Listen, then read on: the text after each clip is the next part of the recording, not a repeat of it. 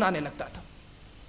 سیرت نگاروں نے یہاں تک لکھا کہ دجلہ کے کنارے بیٹھ کر امام بخاری رحمہ اللہ اپنی سوکھی ہوئی روٹی کو نکالتے اور دجلہ کے پانی میں بھگوتے تھے تاکہ روٹی کم از کم اس قابل ہو جائے کہ اسے چبا کر نگل سکے۔ یہ محنت ہے، یہ جستجو۔ اور اتنے ہی نہیں، امام بخاری کے ایک شاگرد کہتے ہیں کہ امام بخاری کا یہ معاملہ تھا، میں ایک مرتبہ ان کے ساتھ سویا رات میں، تو میں نے دیکھا کہ ایک رات کے اندر 17 مرتبہ وہ بیدار ہوئے اور بیدار ہو کر اٹھے اور اٹھ کر انہوں نے کتاب الٹ پلٹ کر دیکھی۔ علم کے سلسلے میں یہ محنت، علم کے سلسلے میں یہ کوشش، علم کے سلسلے میں یہ محنت اور مشقت برداشت کر 17 مرتبہ ایک رات کے اندر کوئی سوچ سکتا ہے؟ سوئے کیا ہوں گے؟ ایک رات کے اندر کوئی آدمی 17 مرتبہ بیدار ہو، 2 مرتبہ بیدار ہو تو شکایت یہ کرتے ہیں کہ ہم رات بھر نیند نہیں آئی۔ 17 مرتبہ ایک رات کا معاملہ، اور پتہ نہیں دوسری راتوں کا کیا معاملہ تھا، اللہ بہتر جانتا۔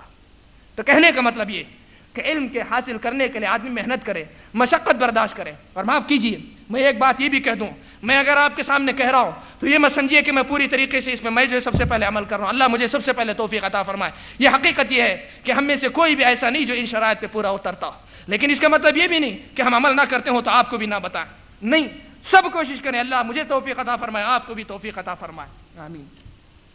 تو حصول علم کے سلسلے میں یہ بھی ضروری کہ آدمی محنت اور مشقت کرنے والا ہو، مشقتوں کو برداشت کرے، تکلیفوں کو برداشت کرے، سفر کر کے جائے دور دور تک۔ اور اس کے بعد جو شرط سب سے اہم ہے، میرے الفاظ غور سے سنیں، حصول علم کے سلسلے میں جو سب سے اہم شرط ہے وہ یہ کہ مناسب استاذ کا انتخاب ہو، مناسب استاذ کا انتخاب ہو۔ جو علم بغیر استاذ کے حاصل کیا جاتا ہے وہ علم گمراہی کی طرف اکثر و بیشتر لے جاتا ہے۔ کیسے؟ یعنی بغیر استاذ کے کوئی آدمی علم کیسے حاصل کرتا ہے؟ مثلا کوئی کتاب اٹھایا، خود ہی پڑھ لیا اور خود ہی سمجھ لیا اور کہا کہ میں علامہ بن گیا، یا پھر یہ کہ انٹرنیٹ پر گیا یا فلاں کسی کی کتاب ویب سائٹ پہ گیا، وہاں دیکھا کچھ ملا، اسے پڑھ لیا اور سمجھ لیا، تو یہ جو مطلب طریقہ نہیں۔ اس لیے کہ استاذ اگر ہوتا ہے تو اس کو پتہ ہوتا ہے قرآن مجید کے اندر بہت ساری آیتوں کو متشابہ کہا گیا ہے، متشابہ آیتوں کو محکم آیتوں کے ساتھ جب تک جوڑا نہیں جاتا تب تک صحیح مفہوم متعین نہیں کیا جا سکتا۔ اور اگر ایک عام آدمی اگر پڑھے گا تو اسے پتہ نہیں چل سکے گا کہ اس کا مفہوم کیا ہے، اس کا مقصود کیا ہے۔ ایک مثال آپ کے سامنے دیتا ہوں، ایک مثال آپ کے سامنے دیکھتا ہوں عملی زندگی سے، کہ کیسے بغیر استاذ کے پڑھے تو آدمی گمراہ ہوتا ہے، یا ہو سکتا ہے، ضروری نہیں کہ گمراہ ہو، لیکن کیسے ہو سکتا ہے۔ اس کی ایک مثال، ایک صاحب سے ملاقات ہوئی، انہوں نے کہا کہ اگر مسلمان بنانا ہو تو کیا کریں گے؟ تو انہوں نے کہا کہ میرے پاس طریقہ ہے، میں کیا کرتا ہوں، یہ کہیں اور کا واقعہ نہیں، میں آپ کو بتاؤں کہ اورنگ آباد کے اندر میں نے یہ واقعہ سنا باقاعدہ، اور باقاعدہ لوگوں نے یہ چیز دیکھی کہ ایک صاحب کہیں آ کر سنا کہ آج میرے ہاتھ پر 4 افراد نے اسلام قبول کیا۔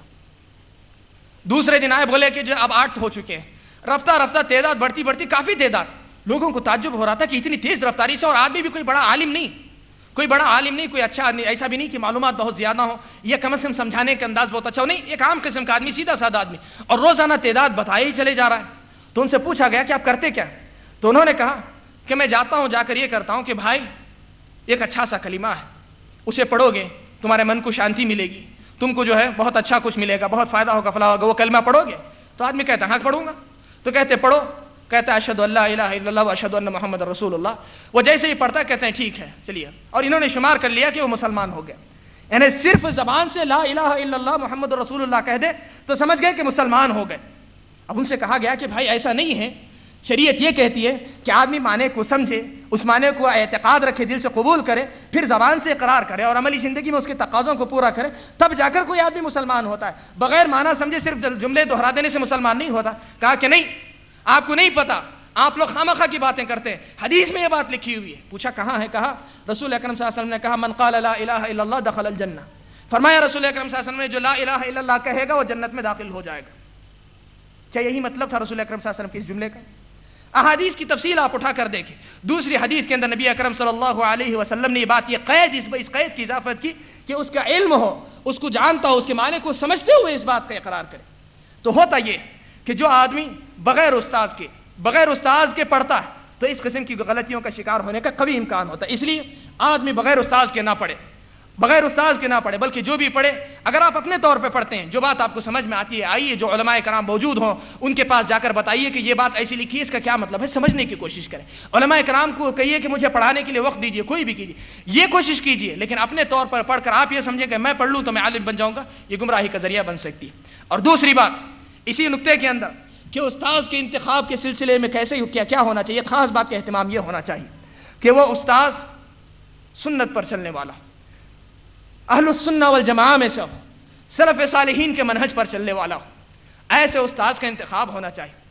امام ابن سیرین رحمہ اللہ نے یہ بات کہی کہ ان هذا العلم دین فانظروا عمن تأخذون دینکم، کہا کہ یہ علم دین ہے، یہ علم دین ہے، لہٰذا تم دیکھو کہ اپنے دین کو کس سے لے رہے۔